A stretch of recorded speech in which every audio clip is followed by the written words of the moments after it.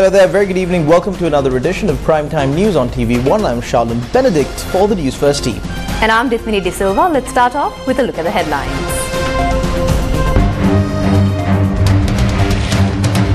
Supreme Court says certain sections of the anti-terrorism bill would require a special majority vote and referendum. Court delays decision on petition challenging Speaker's certificate on Online Safety Act. Telecom, postal, banking and other labour unions protest against sale of national assets. President at United Nations FAO Asia and Pacific Regional Conference. Local farmers question missing representation at United Nations FAO Conference. Rajarata farmers rush to Colombo. Talks between political groups and Election Commission delayed. New archaeological project promises to rewrite history in Polonnaruwa.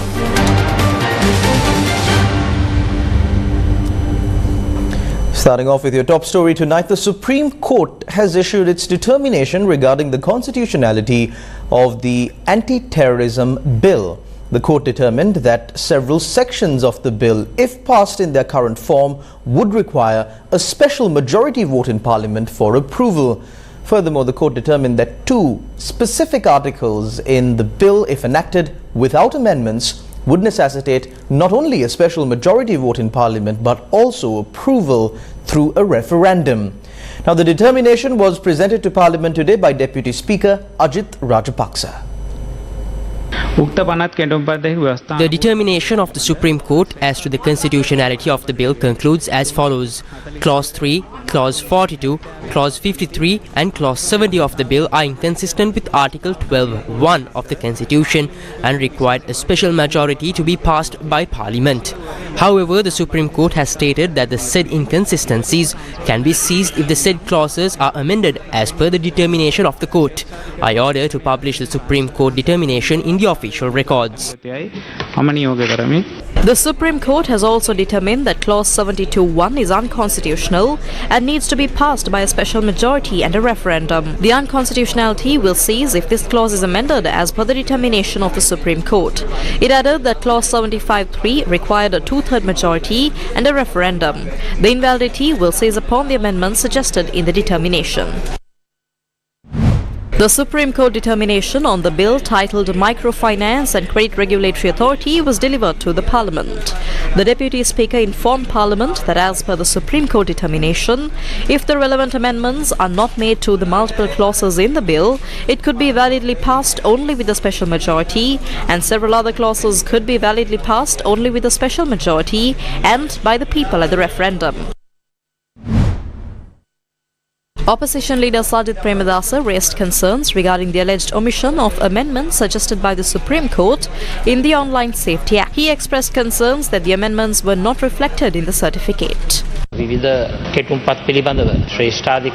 Supreme Court determinations on various legislations are presented to this House and they are often directed to be printed. However, when they are drafted, the amendments are not included. We have lost faith in the Speaker. We propose to include the amendments suggested by the Supreme Court into the Online Safety Bill on 9 separate occasions. However, they were not included at the time of passage. They were overlooked at the committee stage as well. I wish to know what is happening to these amendments.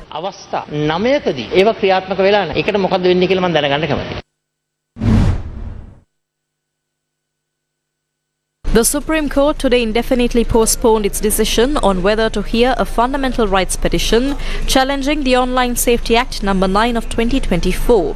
President's Council and Jaffna District Member of Parliament M.A. Sumandiran filed a fundamental rights application in the Supreme Court on the 14th of February, challenging the Speaker's certification of the Online Safety Act as having been enacted into law. During the hearing, Attorney General Sanjay Rajaratnam presented 5 preliminary objections, arguing that the court lacks jurisdiction to hear the case since the Speaker has already signed the bill into law. He further emphasized that the legislature holds the sole authority to pass bills and the court cannot intervene in the process. The Attorney General requested that the court dismiss the application without granting leave to proceed.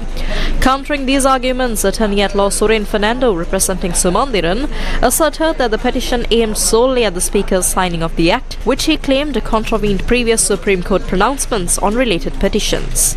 He emphasized the petitioner's intention to uphold the Constitution and the rule of law. The three-judge bench, comprising Justices Priyantha Jayawardena, Shiran Gunaratne and Ashala Vengappuli, decided to postpone their decision on hearing the petition indefinitely. Court has reserved its order. No date has been given. We'll be informed when the order would be delivered. Some of the objections taken by the Honorable Attorney General is that the Speaker's act of certifying a bill into law is a legislative act and not amenable to the fundamental rights jurisdiction of the Supreme Court. That was countered by my counsel that that was not a legislative act but an administrative act, and that in any case the Speaker had exceeded or did not have jurisdiction to sign something which had not been duly passed by Parliament in accordance with the determination of the Supreme Court. The Court heard these submissions. This will be an important decision by the Court. There have been previously also matters that are similar, somewhat similar to this case, but this is perhaps first time that a determination of the Supreme Court is demonstrably not adhered to by Parliament in passing a bill into law. The United Centenary Front filed a fundamental rights petition challenging the anti-terrorism bill and the passage of the Online Safety Act without the required amendments. අපි ශ්‍රේෂ්ඨාධිකරණයට මූලික අයිතිවාසිකම් පෙත්සමක් අපි ගොනු කරලා තිබෙනවා. ශ්‍රේෂ්ඨාධිකරණයේ දුන්නා වූ ඒ මගපෙන් We have filed a fundamental rights petition against the Online Safety Act. We filed this petition because the Supreme Court's proposed amendments were not taken into consideration. We have also named the Speaker as a respondent to this petition. The Supreme Court did issue a directive on the matter, but the government appears to have disregarded it based on their own motives. We have also filed a separate FR petition against the anti-terrorism bill. We are concerned about the timing of these legislative actions, considering with an upcoming election. We believe the government is attempting to suppress public expression and dissent using these bills. රාජ්‍ය විවේචනය කරන්න ඔවුන්ට අවස්ථාවක් ලැබෙන අවස්ථාවකදී මෙවැනි පීඩාකාරී පනත්ද රටට අවශ්‍ය. During a visit to Sri Lanka, Elizabeth M. Allen, the US Under-Secretary of State for Public Diplomacy, expressed concerns about the potential impact of Sri Lanka's Online Safety Act. At the weekly media briefing on cabinet decisions, questions about the US concerns on Sri Lanka's Online Safety Act were raised. අපි දැක්කා ඇමරිකාවේ නියෝජිත වරියක් අදහස් ප්‍රකාශ කරලා කිව්වා මේ සම්බන්ධයෙන් ඇමරිකාව තම කනගාටුව ප්‍රකාශ කරනවා කියලා. ඔබතුමාලා මේ ගැන නොතකා හැරින්න පුළුවන් වේවිද? We are not a state of the United States. Sri Lanka is an independent country with a sovereignty. It is the Sri Lankan Parliament that has the right to drafting legislations.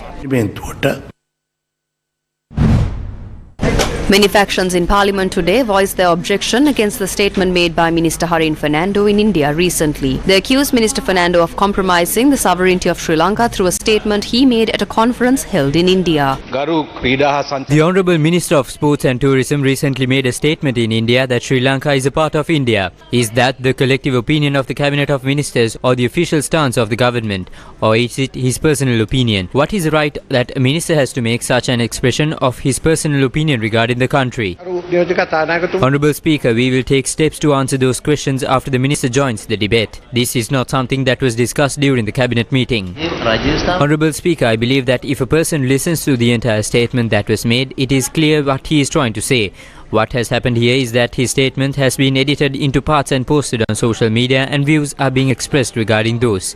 When the connection between India and Sri Lanka was highlighted and our historic connections, our similarities were shown and they were invited to come and tour Sri Lanka. Bits and pieces of it has been edited and it was posted on social media. I believe if one would listen to the entire report on that, he would be able to understand what was actually said.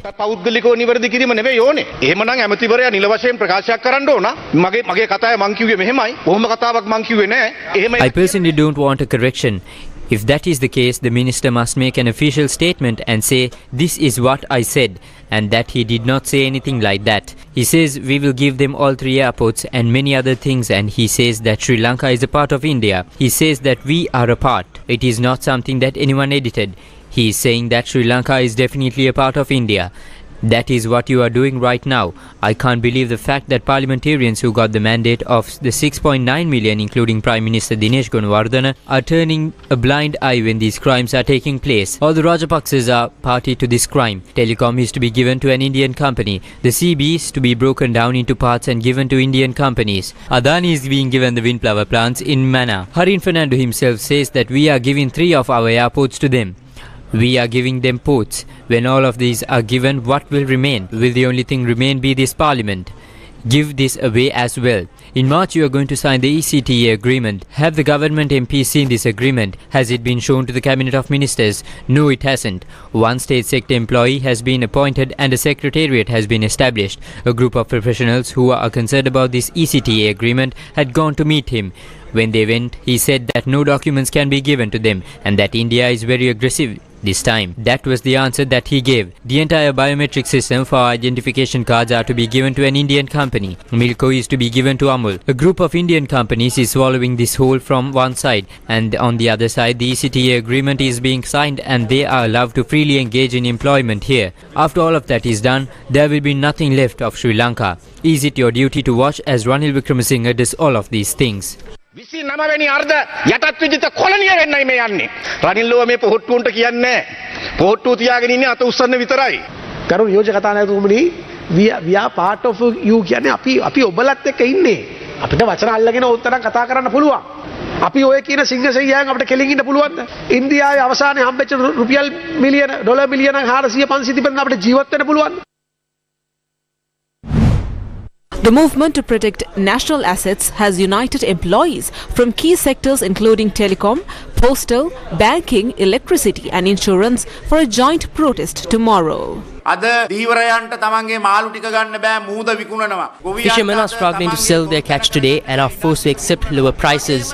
Similarly, farmers are facing challenges that are leading them to sell their land. Sri Lanka is gradually becoming a colony of India. All our national assets are being taken over by India. Sri Lanka Telecom plays a significant role in protecting the national data warehouse, which stores information belonging to individuals, institutions and businesses across the country. What will happen to our independence and territorial integrity?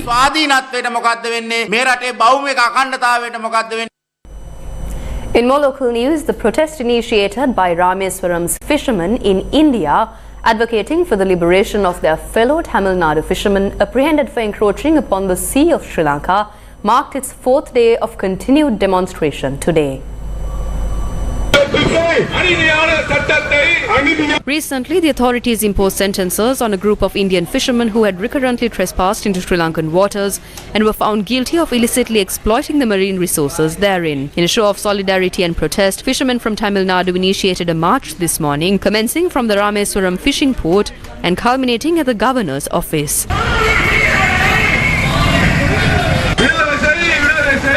The demonstration was momentarily halted by the protesters following assurances from the Ramanathapuram district revenue officer. He pledged that the Indian government would undertake efforts to secure the release of the fishermen currently held in Sri Lanka. In the meantime, Sri Lankan fishermen staged a demonstration today opposite the Indian mission in Jaffna, advocating for the cessation of illegal fishing activities by Indian fishermen in the Sea of Sri Lanka. Subsequently, representatives from 7 fishermen's associations visited the Indian mission and submitted a memorandum to an official. The 14th round of negotiations for the proposed Indo-Sri Lanka Economic and Technological Cooperation Agreement, also known as ETCA, is set to take place in the first week of March, as announced by the President during yesterday's Cabinet meeting. Cabinet spokesperson Dr. Bandula Gunawardena provided details of the President's presentation on ETCA negotiations at today's press conference. The President elaborated on the present status of the India-Sri Lanka Economic and Trade Cooperation Agreement. The 13th round of discussions related to India-Sri Lanka Economic and Trade Cooperation Agreement has been held in New Delhi for 10 days from the 8th of January 2024.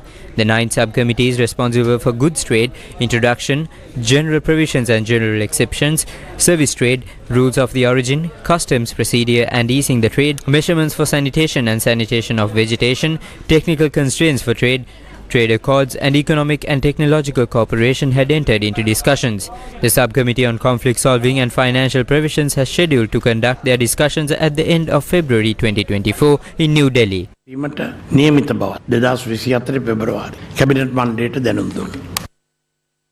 In a bid to boost tourism and cultural exchange with India, the Sri Lankan cabinet approved a proposal to significantly reduce departure taxes and increase baggage allowances for passengers travelling by sea to India. The departure tax will be slashed to $5 and $20 for those using passenger vessels and passenger ships respectively. Those travelling by passenger vessels will now enjoy a free allowance of up to 60 kilograms, a significant increase from the previous limit.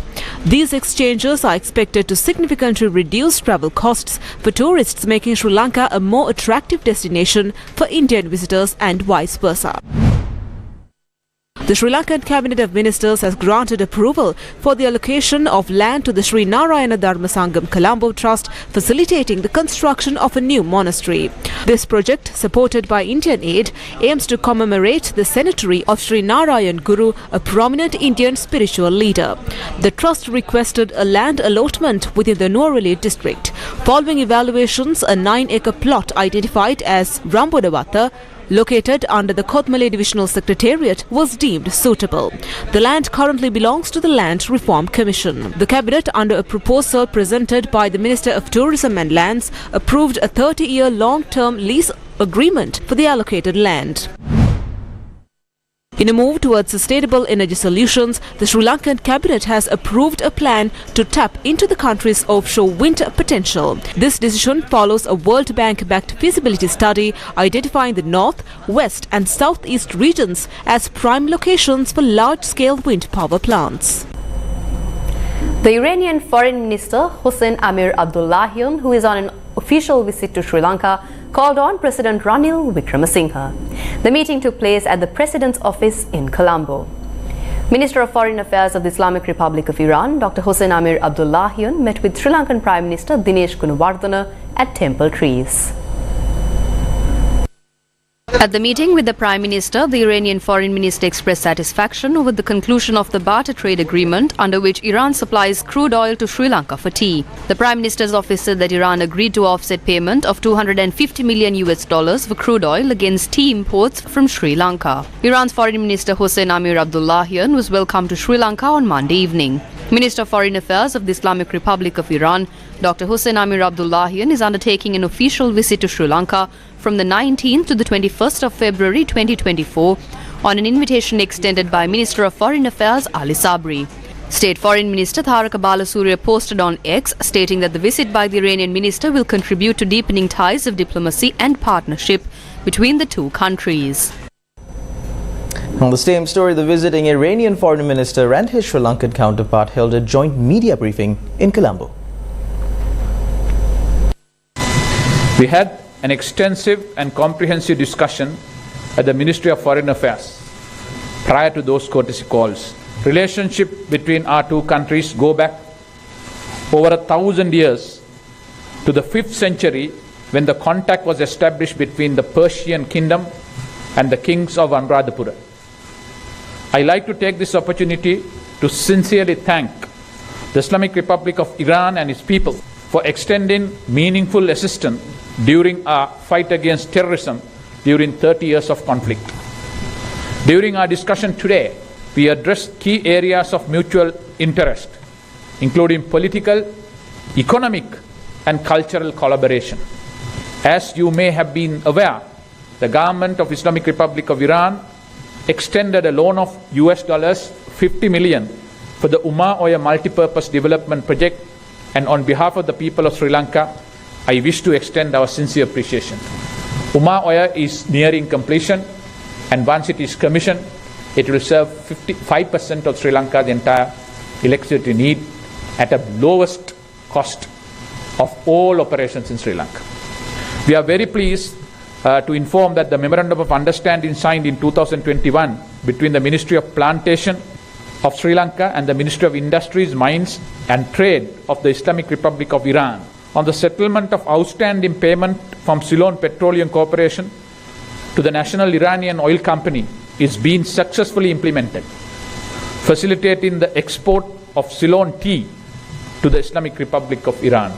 We are very pleased that both countries continue to work very closely in the multilateral and regional fora, including at the United Nations and at the other groupings such as NAM, G77 and the Indian Ocean Rim Association, IORA. Sri Lanka and Iran stand united in our pursuit of peace, security and prosperity in our regions. Soon, and in line with the very strong and solid relationship between Iran and Sri Lanka, we will witness the opening of the power plant with the capacity of 120 megawatts that has been jointly developed by Iranian and Sri Lankan companies. And I would like to seize the opportunity here and congratulate Sri Lanka for assuming the chairmanship of IORA. Definitely, the people of Iran have chosen Sri Lanka as one of the major tourist destinations. Last year, more than 120,000 Iranian tourists came to Sri Lanka to visit this beautiful country. And we also invite the people of Sri Lanka to visit Iran. We would also like to appreciate Sri Lanka for voting in favor of the resolution passed in the UN General Assembly in order to put an end and to bring to a halt the genocide and the crimes committed by the Israeli regime against the people of Palestine in Gaza and also West Bank. Iran's Foreign Minister Hossein Amir-Abdollahian met with Hamas political bureau head Ismail Haniyeh in Qatar on the 13th of February amid the ongoing Gaza war. Despite its continued denial of involvement in the October 7th atrocities, which resulted in the death of 1,200 mostly civilians, with over 250 individuals taken hostage to Gaza, Tehran continues its public meetings with Palestinian militant groups long supported, armed and trained by Iran. In Lebanon, the foreign minister also met leaders of Palestinian militant groups in addition to its biggest proxy, Hezbollah. While in Doha, where Gaza militants Hamas has long had one of its foreign outposts, Amir Abdullahian held separate talks with his Qatari counterpart and the Emir of Qatar. Qatar marked the final leg of the Iranian diplomat's regional tour. In Syria, Amir Abdullahian had also met with regime-backed militant leaders in addition to President Bashar al-Assad. Islamic Republic of Iran Navy Mauj-class frigate IR-INS Dena reached the Indian port of Visakhapatnam for the Milan 2024 exercise that will feature militaries from several countries including the US, Russia and hosts India. The 12th edition of the Milan naval exercise, hosted in Visakhapatnam from the 19th to the 27th of February, is not just a routine gathering of naval forces but a significant diplomatic event underlining India's growing influence on the global stage.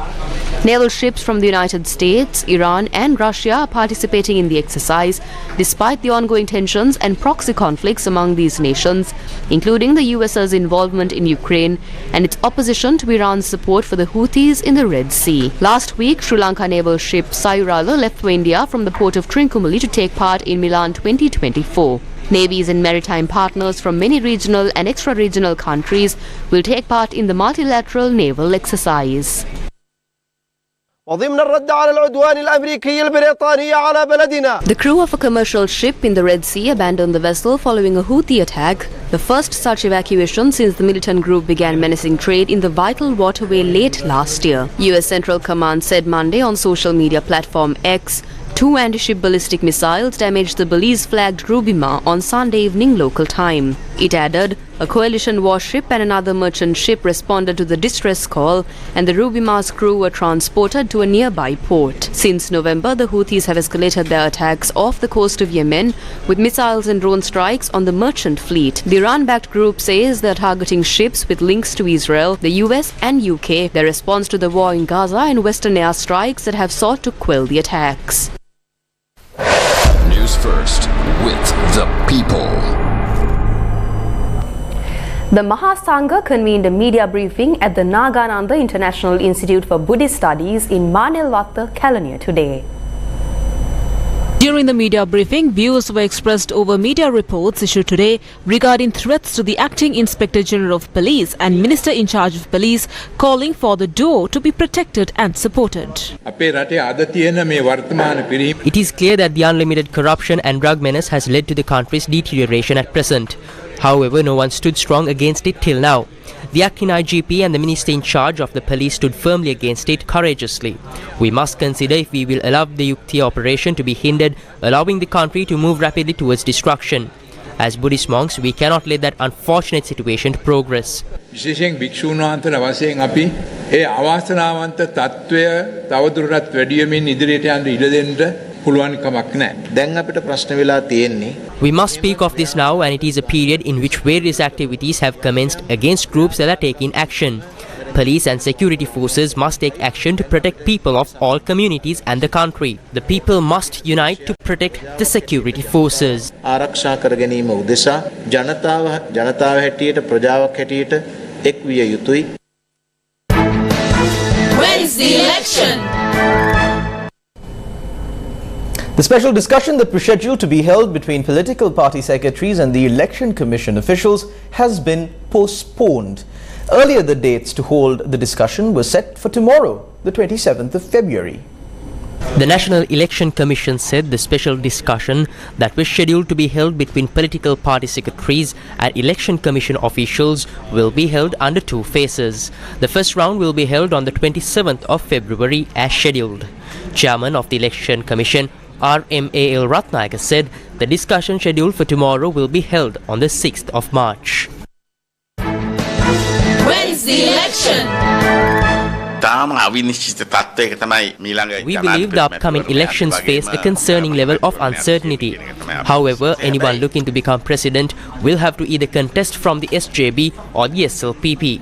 So they are likely to divide themselves into two camps when the presidential election is nearing.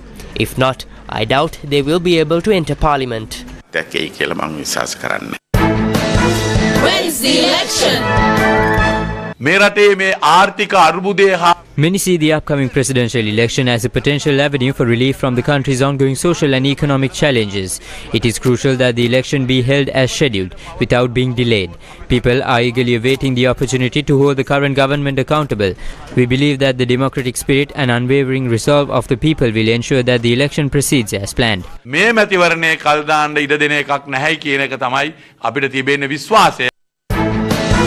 When's the election? The United Republic Front expressed views on the upcoming election at a media briefing today. මේ ලංකාවේ මේ අභියෝගය බාර ගන්නට ලොකු මනුෂ්‍යත්වයේ දේශපාලන සන්ධානයක් අවශ්‍යයි. Overcoming this challenge in Sri Lanka requires a political alliance driven by genuine compassion and concern for people. Our proposal aligns with this idea, but I suggest we immediately form such an alliance and establish a leadership board. The United Republic Front can then confidently declare its commitment to implementing programs like one envisioned here. Support us. Once it's successful, we can choose a presidential candidate based on clear criteria and collectively back the best choice. We hope to create a new political force, fostering a dialogue with other parties aimed at tackling the problems and challenges through a collaborative political culture. රට පෙළන අභියෝගය බාර ගන්නට පුළුවන් දේශපාලන බලවේගයක් නිර්මාණය කරන්නට අපි බලාපොරොත්තු වෙනවා. Exciting discoveries have emerged from the archaeological site of Polonnaruwa, Sri Lanka's ancient capital. Prashant Gunawardana, a senior professor of archaeology at the University of Kelaniya, announced the discovery of urban constructions buried approximately 3 meters below ground level. An exciting new archaeological project is delving into the depths of Polonnaruwa, Sri Lanka's ancient capital city. Dubbed as the first capital of ancient Sri Lanka, the city was given the name Pulastipura Kandura, as it was located in one of the most secure geographical sites bordering Anuradhapura and Magama. The kingdom of Anuradhapura, which had flourished for centuries in Sri Lanka, fell in the late 10th century due to the Chola invasion from South India. This ushered in a new era, with Polonnaruwa rising as the island's next powerful kingdom. Polonnaruwa's reign spanned roughly 2 centuries and witnessed the rise and fall of 16 rulers. Among them, 4 stand out in the annals of history: Queen Lilavati, Vijayabahu I, Parakramabahu I, and Nishankhamala. But now, an exciting discovery promises to rewrite the script. Researchers speculate that these unearthed structures may hold the key to a story beyond the history we know, potentially shedding new light on this pivotal era in Sri Lanka's rich history. Utilizing cutting-edge ground-penetrating radar technology, the project aims to uncover hidden artifacts and structures dating back to Polonnaruwa's urbanization era. The ancient city of Polonnaruwa, once the island nation's thriving capital, continues to reveal its hidden secrets. Recent archaeological efforts within the 8.6-hectare walled enclosure, the heart of the ancient city, have unearthed a wealth of discoveries.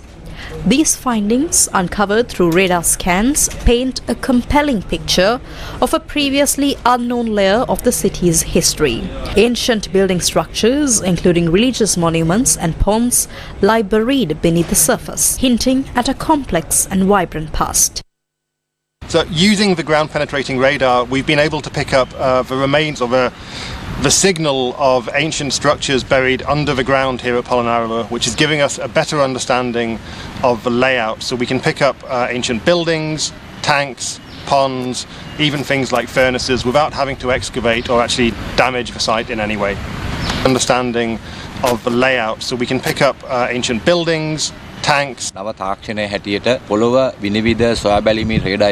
ground-penetrating radar is used to carry out the inspection work. Accordingly, we can explore about 80% of the inner city of ancient Polonnaruwa.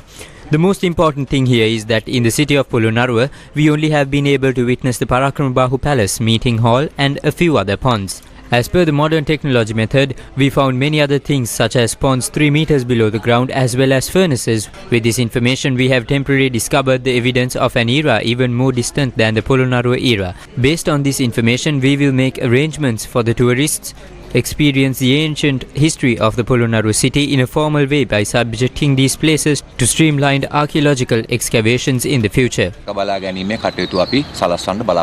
Intriguingly, researchers haven't limited their explorations to the historical core. Even the seemingly mundane modern parking lot holds secrets. Radar scans beneath its asphalt surface have revealed further remnants of ancient construction. The project was launched by a collaborative team from the University of Kelaniya, La Trobe University in Australia, the Department of Archaeology's Central Cultural Fund and the University of Jaffna. The scanning process will be completed on the 26th of February and the second leg of excavations will commence in July 2024. President Ranil Wickremesinghe asserted that competition stands paramount among the principles for transforming the economy of Sri Lanka. These remarks were made during the opening session of the 37th United Nations Food and Agriculture Organization's Asia and Pacific Conference in Colombo today. This conference was attended by Dr. Dong Yu, the Director General of the United Nations Food and Agriculture Organization. The conference, which commenced on the 19th of February in Colombo with the participation of diplomats, representatives of 35 countries including the United States, China and Russia, will conclude tomorrow the 21st. Sri Lanka's presidency of the Asia-Pacific region of the United Nations Food and Agriculture Organization, succeeding Bangladesh's hosting in 2022, will extend from now until 2026. So we want to transform our economy. We have three principles in transforming economy. It has to be a highly competitive economy. It can't go on domestic protection. Secondly, it has to be a green economy. And third, it has to be a digital economy.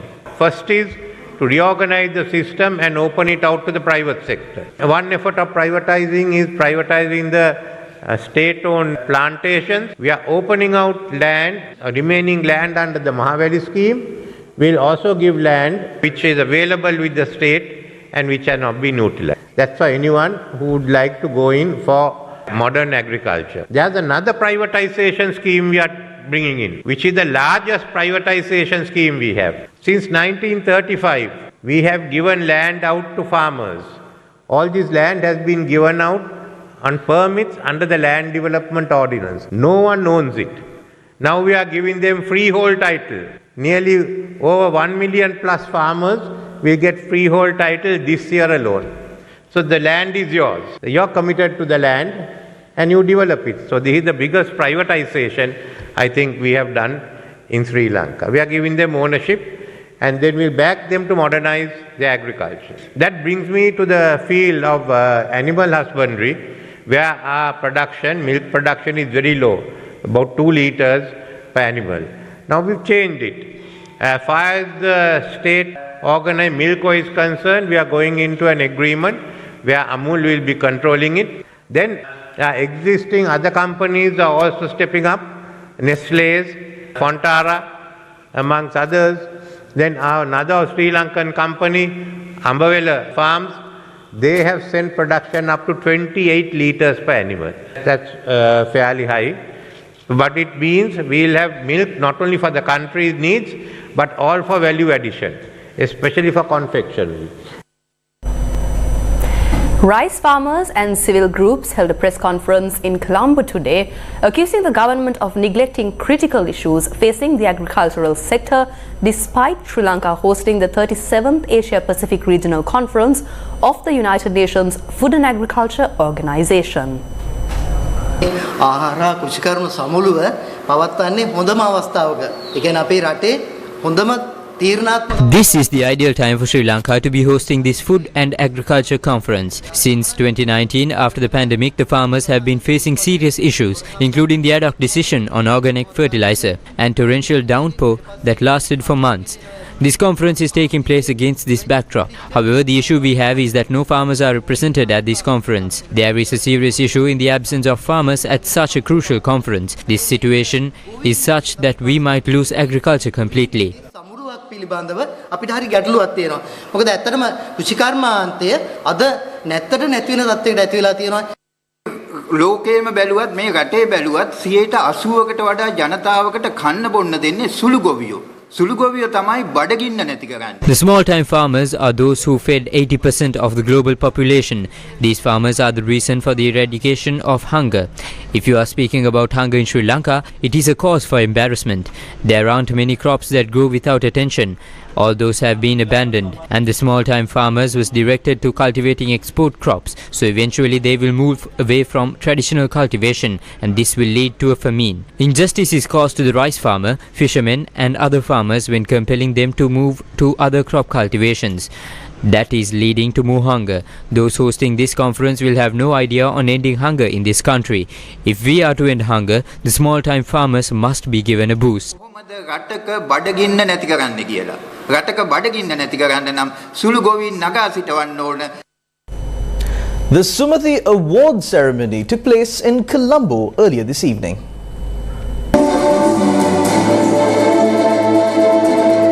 The accolade for the Best Television Documentary Program for 2022 was claimed by Wasgamu Wismaya, produced by Newsfirst's Randika Hettiarachchi.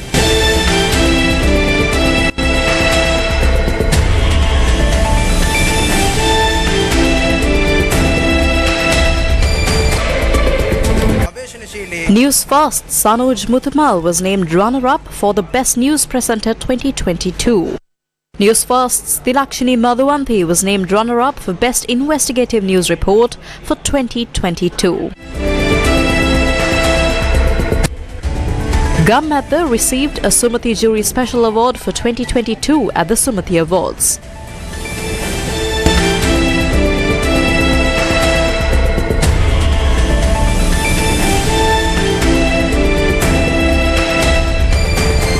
The accolade for the Best Television Musical Program was won by Sirasa TV Sajjayana, produced by Danesh Pul.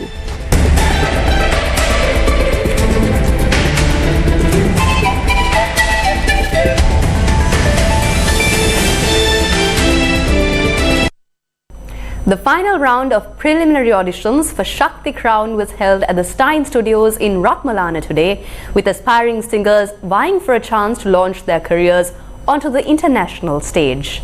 Shakti Crown is organized by Sri Lanka's Tamil language powerhouses, Shakti TV and Shakti FM.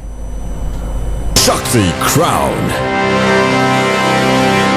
The quest for Sri Lanka's next singing sensation reached its peak today as Shakti Crown's preliminary auditions concluded.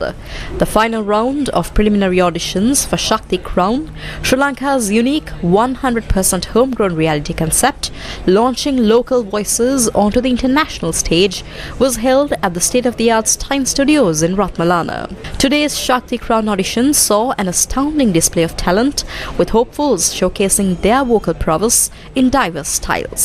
நாடி எங்கும் ஏதோ நாத வெள்ளமோடும் ஆனாலும் என்னதாபம் உயிரே உயிரே என்னை உன்னோடு கலந்து விடு ஏ உசிரா ஓ உசிரா தாரி கை மாட்டே கல்லிருக்கும் ரோசா பூ கை கலக்க கூடாதா அந்த கோழி கோழி வசந்த கோழி கொஞ்சம் தடவ தடவ இவ சொந்த கோழியா பார்த்து பழகிய 4 தினங்களில் நடையுடை பாவனை மாற்றி விட்டாய். After captivating candidates across the country for 13 days, the Shakti Crown preliminary auditions reached their conclusion today. From local stages to global stardom, the journey has just begun. Shakti Crown.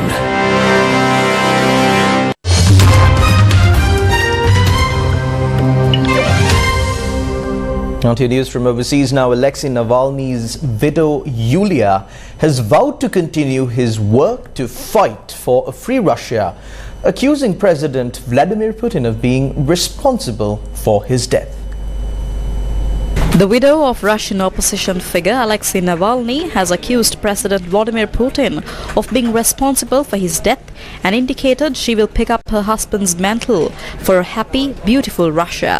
She posted an 8-minute video on her dead husband's social media outlets saying Putin killed the father of her children. 3 дня назад Владимир Путин убил моего мужа Алексея Навального. Путин убил отца моих детей.